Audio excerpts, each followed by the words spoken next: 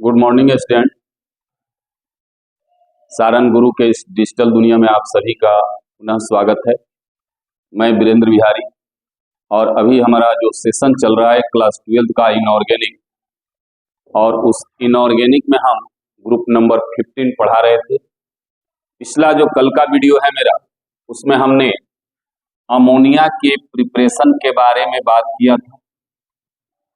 Ammonia के preparation के बारे में बात किया था और विशेष चर्चा हुई थी हेबर प्रोसेस। ठीक है, तो हेबर प्रोसेस डायरेक्ट पूछता है या हेबर प्रोसेस को लीचेटेरिया प्रिंसिपल से कोरिलेट करके पूछता है या कैटलिस्ट पूछता है। आयरन ऑक्साइड विद K2O और Al2O3 कैटलिस्ट के भी बारे में पूछता है। तो ये बातें हम प्रीवियस क्लास में कर चुके हैं और अब हम फिजिकल और केमिकल प्रॉपर्टी की बात कर लें। तो फिजिकल प्रॉपर्टी की हम बात करें तो ये जो अमोनिया है NH3,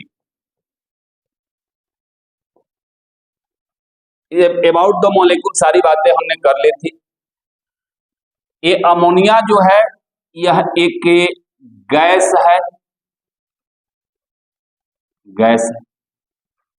गैस है तो कैसा गैस है बाबू? यह एक कलरलेस गैस है। कलरलेस गैस है, कलरलेस गैस। और यदि हम इसके ऑर्डर की बात करें, स्मेल की बात करें, गंध की बात करें, तो इसका पंजेंट स्मेल होता है, तीखा स्मेल होता है, पंजेंट स्मेल होता है, पंजेंट स्मेल होता है, जिसका स्पेशल नाम होता है ammoniacal smelling, ammoniacal order. Bhojpuri की भाषा में हम इसको कहते हैं अमोनियाइन गंध।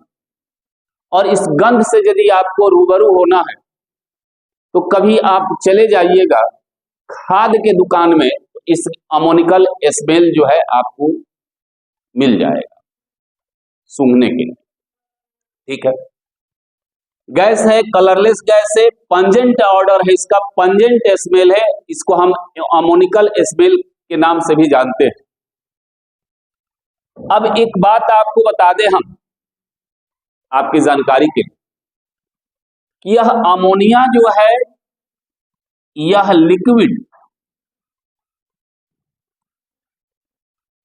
एंड सॉलिड फॉर्म में भी पाया जाता है, सॉलिड फॉर्म में भी एग्जिस्ट करता है, सॉलिड फॉर्म में एग्जिस्ट करता है, लिक्विड एंड सॉलिड फॉर्म में भी एग्जिस्ट करता है। अब लिक्विड फॉर्म में इसको कन्वर्ट करने के लिए इसका फ्रीजिंग पॉइंट जो होता है, फ्रीजिंग पॉइंट यह 198 केल्विन होता है और इसका बॉइलिंग पॉइंट जो होता है, बॉइलिंग पॉइंट जो होता है 239 केल्विन होता है। ठीक है, एक क्वेश्चन यहां से करता है, एक बहुत इंपॉर्टेंट क्वेश्चन करता है, इस बात को आप ध्यान रखोगे कि लिक्विड एंड सॉलिड फॉर्म में अमोनिया, एक अमोनिया के मॉलिक्यूल और दूसरे अमोनिया मॉलिक्यूल के बीच में हाइड्रोजन बॉन्ड होता है, H बॉन्ड होता है, H बॉन्ड होता है, hydrogen bond. In liquid and solid form, liquid और सॉलिड फॉर्म में एक अमोनिया मॉलिक्यूल और दूसरे अमोनिया मॉलिक्यूल के बीच में हाइड्रोजन बॉन्ड होता है। एक स्पेशल क्लास का बॉन्डिंग आप क्लास 11th में पढ़े होइएगा या आगे भी बहुत वह महत्वपूर्ण बॉन्डिंग है, जिस बॉन्डिंग का नाम आप हाइड्रोजन बॉन्ड देते हैं। थोड़ा सा संक्षिप्त में हम बता दें कि H बॉन्ड या हाइड्रोजन बॉन्ड जो है, हाइड्रोजन बॉन्ड या इसको संक्षेप में हम H बॉन्ड भी बोलते हैं, ये कहां पाया जाता है? तो ये बनता है हाइड्रोजन और थ्री मोस्ट इलेक्ट्रोनिगेटिव एलिमेंट, तीन जो सबसे महत्वपूर्ण इलेक्ट्रोनिगेटिव एलिमेंट है, सबसे ज्यादा इलेक्ट्रोनिगेटिविटी आपको मालूम है कि फ्लोरीन की होती है, फ्लोरीन, ऑक्सीजन और नाइट्रोजन के बीच। एक साइड में हाइड्रोजन रहेगा और दूसरे साइड में फ्लोरीन, ऑक्सीजन और नाइट्रोजन, इनके बीच में एक स्पेशल टाइप का बॉन्ड बनता है जिसको हम कहते हैं हाइड्रोजन बॉन्ड। हालांकि यह बॉन्ड वीक होता है, उतना स्ट्रॉन्ग बॉन्ड नहीं होता है, लेकिन बनता है हाइड्रोजन और three most electronegative atom, three most electronegative atom के बीच बनता है, मोस्ट इलेक्ट्रोनिगेटिव एटम के बीच बनता है, थ्री मोस्ट इलेक्ट्रोनिगेटिव। याद रखना, फोन FON, फ्लोरीन, ऑक्सीजन और नाइट्रोजन, इन्हीं के बीच में एक मॉलिक्यूल में हाइड्रोजन और दूसरे मॉलिक्यूल में यदि फ्लोरीन, ऑक्सीजन और नाइट्रोजन है तो इनके बीच में आपका हाइड्रोजन बॉन्ड बनता है। यहां पर भी यदि हम इनका मॉलिक्यूलर स्ट्रक्चर देख लें तो ये आपके अमोनिया, हमने कल कहा था कि sp3 हाइब्रिडाइज्ड है, पिरामिडल शेप है, ठीक है, और यह दूसरा अमोनिया का मॉलिक्यूल है। तो इधर नाइट्रोजन है, इधर हाइड्रोजन है, तो इनके बीच में क्या बन जाएगा? H बॉन्ड बन जाएगा, H बॉन्ड बन जाएगा। पहला सवाल ये होता है कि लिक्विड एंड सॉलिड जो स्टेट होता है इसमें यह हाइड्रोजन बॉन्ड इनके बीच में, इनके मॉलिक्यूल में इंटरमॉलिक्यूलर हाइड्रोजन बॉन्ड बनता है, इंटरमॉलिक्यूलर हाइड्रोजन बॉन्ड, मॉलिक्यूल के बीच में हाइड्रोजन बॉन्ड बनता है, ठीक है। इसी से रिलेटेड एक और सवाल करता है कि हमने यहां लिखा PH3 फॉस्फीन और यह लिखा NH3, दोनों एलिमेंट 15 ग्रुप के एलिमेंट है, लेकिन यदि हम फ्रीजिंग पॉइंट या बॉइलिंग पॉइंट की बात करें, बॉइलिंग पॉइंट की, फॉस्फीन गैस है,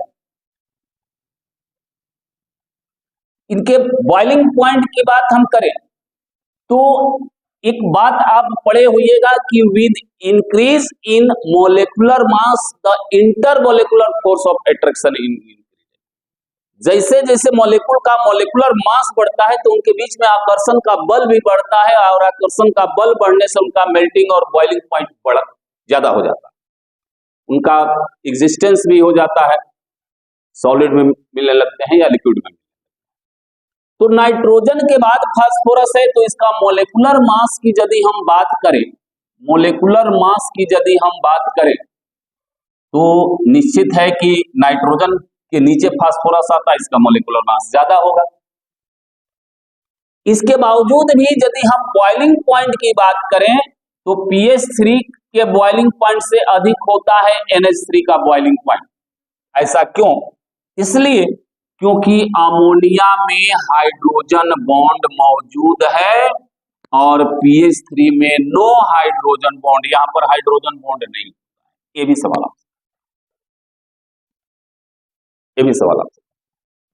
ठीक है। तो यहां पर हाइड्रोजन बॉन्ड, और बार बार हम करें हाइड्रोजन बॉन्ड पर आपको बहुत सारे क्वेश्चंस पूछे जाते हैं, खासकर क्लास 12th में।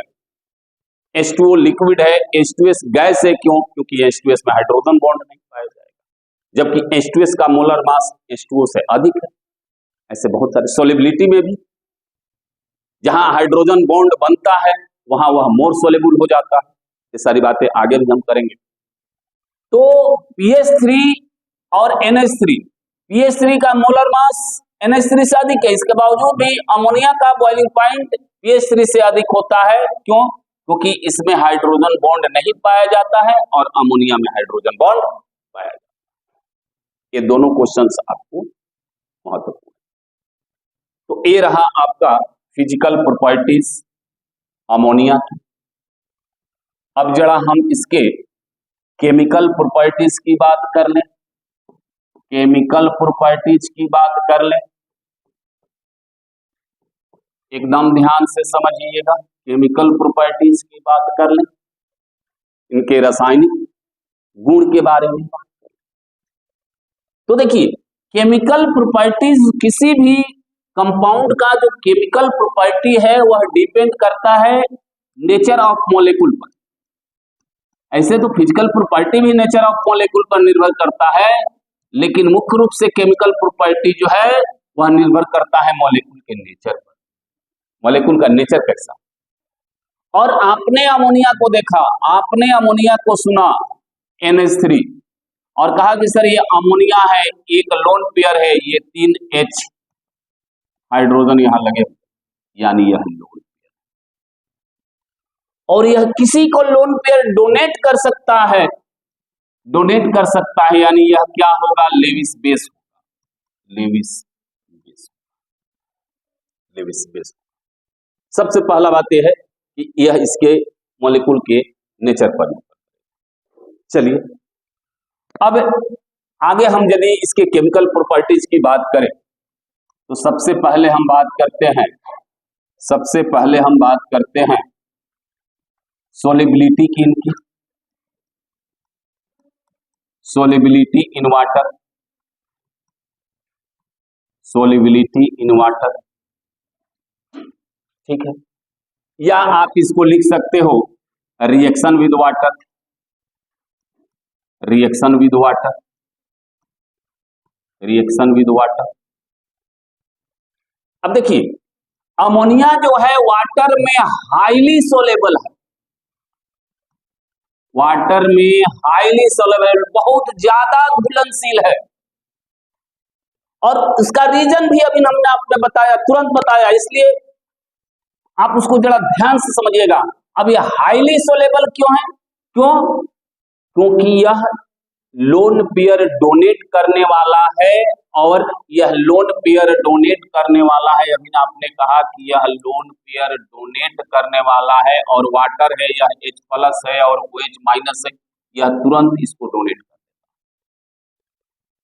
और डोनेट करके, और ये जिसे हम बाय द वे हम यहां लिख दें NH3 + H2O, तो ये बना देता है अमोनियम हाइड्रोक्साइड, अमोनियम हाइड्रोक्साइड, ठीक है, अमोनियम हाइड्रोक्साइड। अब एक बात ध्यान रखोगे कि अमोनिया गैस को वाटर में डिजल्व करके रखा जाता है। अब ये अमोनिया है, सॉरी वाटर है, और यह अमोनिया है, तो अब इसको दो तरीके से लिखा जाता है, अमोनिया + H2O अमोनियम हाइड्रोक्साइड में लिखिएगा, या कहीं कहीं पर संक्षेप में इसको ऐसे भी लिखा जाता है NH3AQ, aqueous solution of ammonia. तो या तो आप अमोनियम हाइड्रोक्साइड लिखिए या aqueous solution ऑफ अमोनिया। प्रिय बच्चों, गैस की solubility in water, the solubility of gas in water inorganic chemistry का बैकबोन माना जाता है।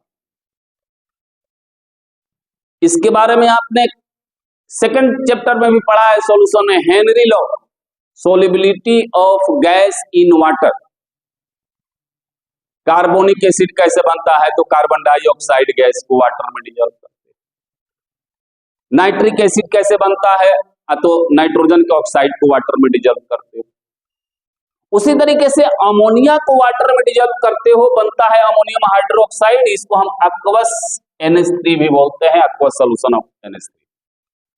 NH3 लिखा हो या NH4OH लिखा हो, NH3 aqueous लिखा हो या NH4OH लिखा हो, दोनों बात बराबर सेम है, इस बात को आप ध्यान रखें। चलिए, एकदम आसान रिएक्शन है अमोनिया का, आपको घबराने की जरूरत नहीं, बस याद रखना कि लोन पेयर डोनर है। दूसरा,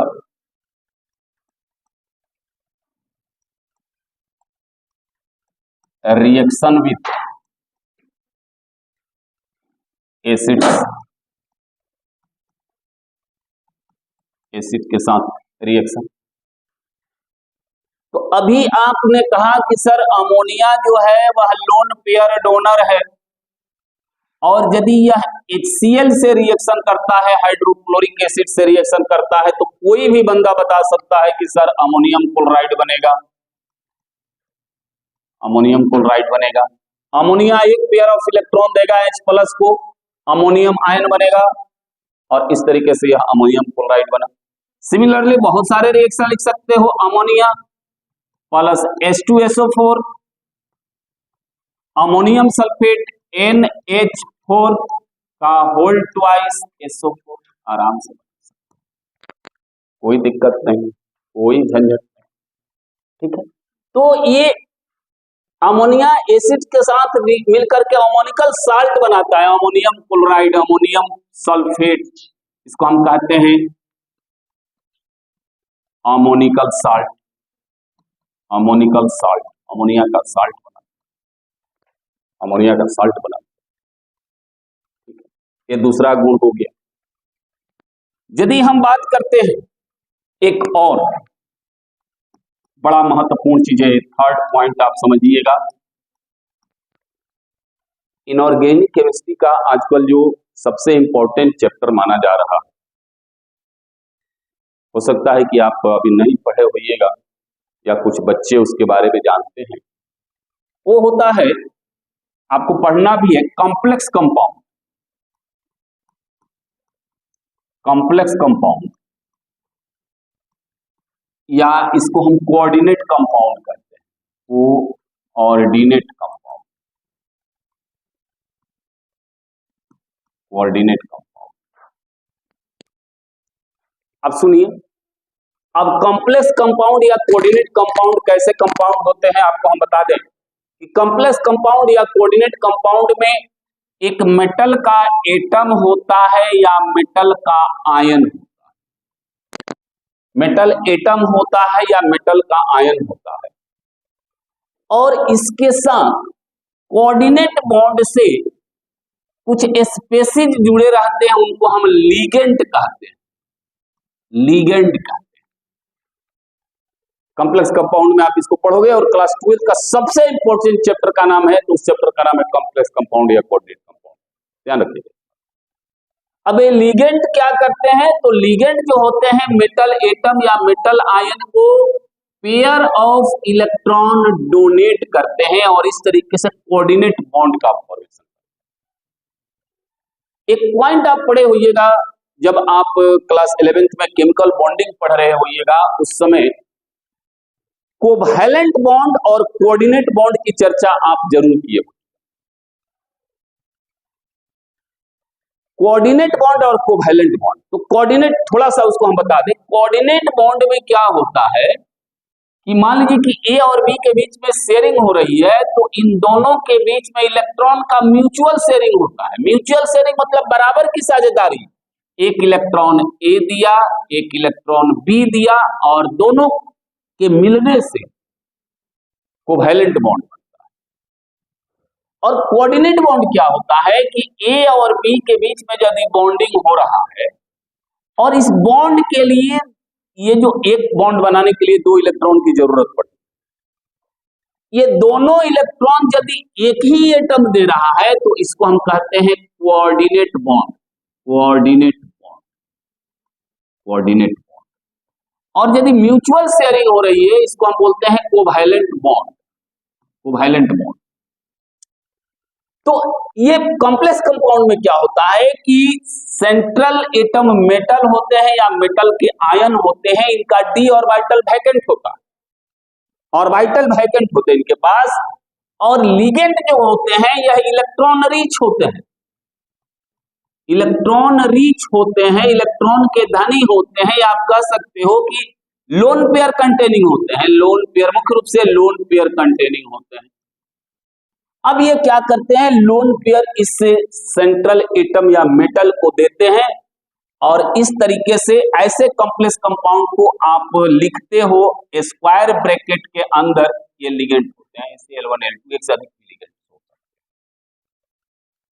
तो ये क्या करता है, अब अमोनिया की यदि हम बात करें, अब यदि हम अमोनिया की बात करें तो अभी ना आपने कहा कि सर अमोनिया जो है, ये अमोनिया के पास एक लोन पेयर ऑफ इलेक्ट्रॉन है, अमोनिया के पास इसलिए यह क्या कर सकता है, तो सेंट्रल मेटल या सेंट्रल मेटल आयन को यह पेयर ऑफ इलेक्ट्रॉन दे करके और कॉम्प्लेक्स कंपाउंड का फॉर्मेशन कर सकता है, कॉम्प्लेक्स कंपाउंड का फॉर्मेशन कर सकता है।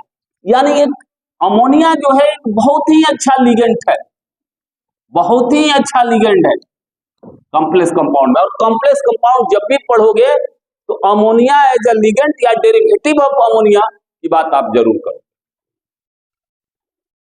डेरिवेटिव ऑफ अमोनिया की बात जरूर करो जब हम कब क्या पढ़ेंगे, कॉम्प्लेक्स कंपाउंड। ठीक है, अब जैसे ये लिगेंड का काम कैसे कर रहा है, लिगेंड का काम कैसे कर रहा है देख लो जरा, लिगेंड का काम कैसे कर रहा है। ये रिएक्शन आपसे पूछता भी है, यस मेटल आयन Cu2+ के साथ हम लिखा NH3 aqueous, यानी आपने अमोनिया को पानी में डाले, यदि यह रिएक्शन करता है एक कॉम्प्लेक्स कंपाउंड बनाता है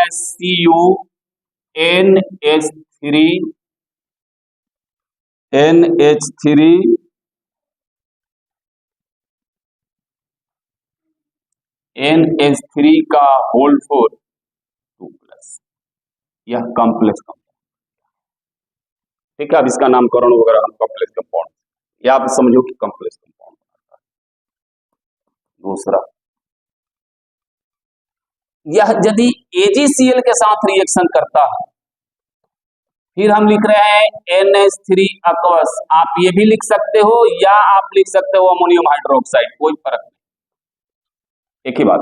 आपने aqueous सॉल्यूशन ऑफ NaOH लिया है या अमोनियम हाइड्रोक्साइड, ये आपको बनाता है AgNH3 का होल ट्वाइस C, ये कॉम्प्लेक्स कंपाउंड, ये कॉम्प्लेक्स। यानी कहने का मेरा मकसद ये है कि अमोनिया एक अच्छा लिगेंड है due to presence of lone pair, due to presence of lone pair, और यह सेंट्रल मेटल या सेंट्रल मेटल आयन के साथ लिगेंड की तरह व्यवहार करके कॉम्प्लेक्स कंपाउंड का फॉर्मेशन। ठीक है, आपके सिलेबस के अनुसार एनसीईआरटी की यही रिएक्शन और बिल्कुल आसान रिएक्शन से, इसको तो खैर कहना ही नहीं। अमोनिया वाटर में हाईली सॉल्युबल अमोनियम हाइड्रोक्साइड बनाएगा, अमोनिया बेस है एसिड का साथ मिलकर के अमोनियम सॉल्ट बनाएगा, ammonia due to presence of lone pair एक अच्छा लिगेंड से सेंट्रल मेटल या सेंट्रल मेटल आयन के साथ मिलकर के कॉम्प्लेक्स कंपाउंड बनाएगा। ठीक है, अब थोड़ा सा बात अब कर ले इसके यूज की।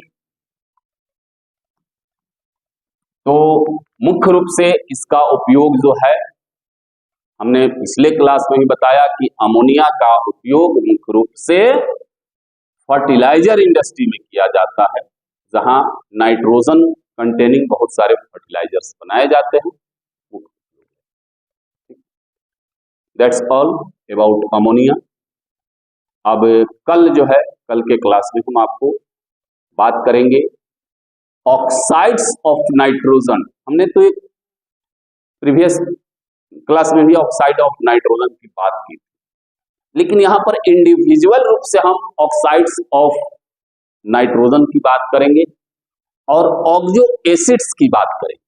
वैसे एसिड जिसमें ऑक्सीजन मौजूद होता है, ऑक्सो एसिड्स की बात करेंगे, और नाइट्रोजन का एक बहुत ही इंपॉर्टेंट ऑक्सो एसिड है नाइट्रिक एसिड, इसकी चर्चा हम आगे करेंगे। तब तक ये इनऑर्गेनिक का जो शेड्यूल है वो जारी रहेगा, आप फॉलो करते रहिए, देखते रहिए। धन्यवाद।